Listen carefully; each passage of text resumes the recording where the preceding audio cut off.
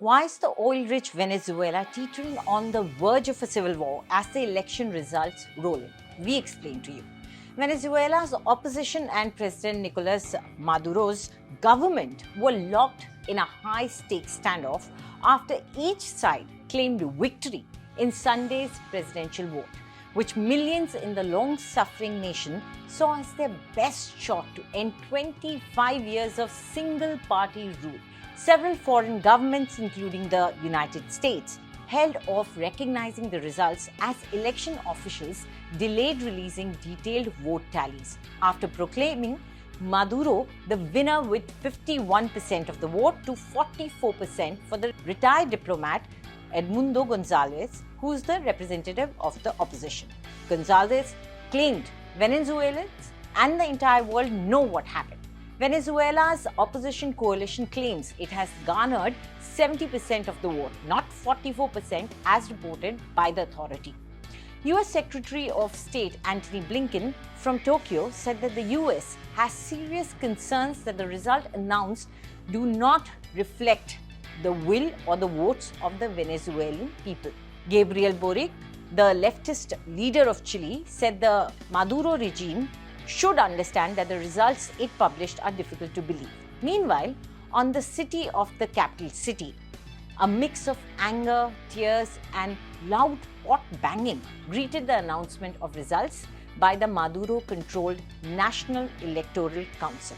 Voters lined up before dawn to cast ballots on Sunday, boosting the opposition's hopes that it was about to break Maduro's grip on power.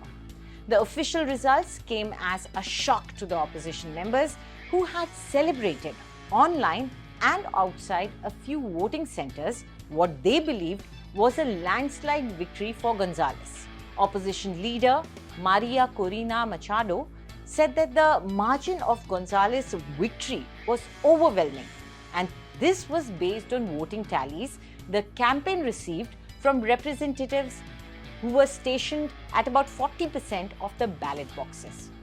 Now, the authorities delayed releasing the results from each of the 30,000 polling booths nationwide, promising only to do so in the coming hours, hampering attempts to verify the results. González was the unlikeliest of opposition standard bearers. A retired diplomat, the 74-year-old was unknown until he was tapped in April as a last-minute stand-in for the opposition powerhouse Machado, who was blocked by the Maduro-controlled Supreme Court from running for any office for 15 years. The delay in announcing the winner, which came 6 hours after polls were supposed to close, indicated a deep debate inside the government about how to proceed after Maduro's opponents came out early in the evening, all but claiming victory.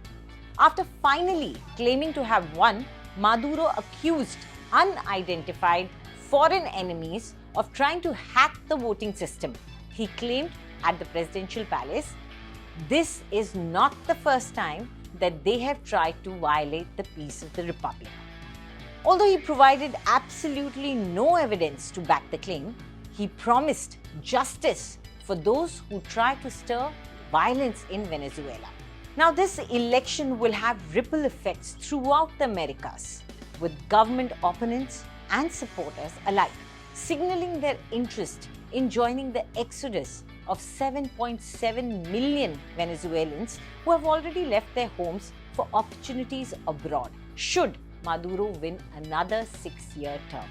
Authorities set Sunday's election to coincide with what would have been the 70th birthday of former President Hugo Chavez, the revered leftist firebrand leader who died of cancer in 2013, leaving his Bolivarian revolution in the hands of Maduro. But Maduro and his United Socialist Party of Venezuela are more unpopular than ever among many voters who blame his policies for crashing wages, spurring hunger, crippling the oil industry, and separating families due to migration. The opposition managed to line up behind a single candidate after years of intra-party divisions and election boycotts that torpedoed their ambitions to topple the ruling party. Machado was blocked by the Maduro-controlled Supreme Court from running for any office for 15 years. A former lawmaker, she swept the opposition's October primary with over 90% of the vote. After she was blocked from joining the presidential race, she chose a college professor as a substitute on the ballot. But the National Electoral Council also barred her from registering. That's when González, who is a political absolute newcomer, was chosen. Venezuela sits atop the world's largest proven oil reserves and once boasted Latin America's most advanced economy. But it entered into a free fall after Maduro took the helm. Plummeting oil prices, widespread shortages, and hyperinflation that soared past 130,000% led first to social unrest and then mass emigration.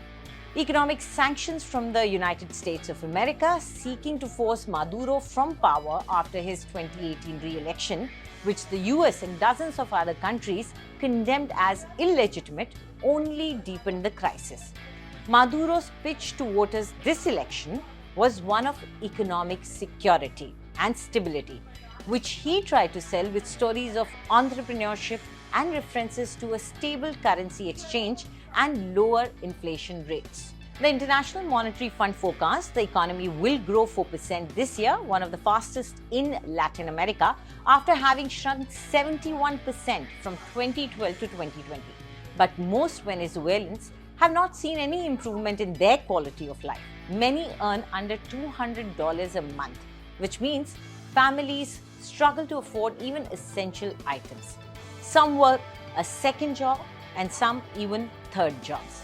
A basket of basic staples sufficient to feed a family of 4 for a month costs an estimated $385. The opposition has tried to seize on the huge inequalities arising from the crisis, during which Venezuelans abandoned their country's currency, the bolivar, for the US dollar. González and Machado focused much of their campaigning on Venezuela's vast hinterland, where the economic activity seen in the capital in recent years absolutely did not materialize. They promised a government that could create sufficient jobs to attract Venezuelans living abroad to return home and reunite with their families. Do tell us what you think about this video in the comment section, and for more news updates, subscribe to India Today.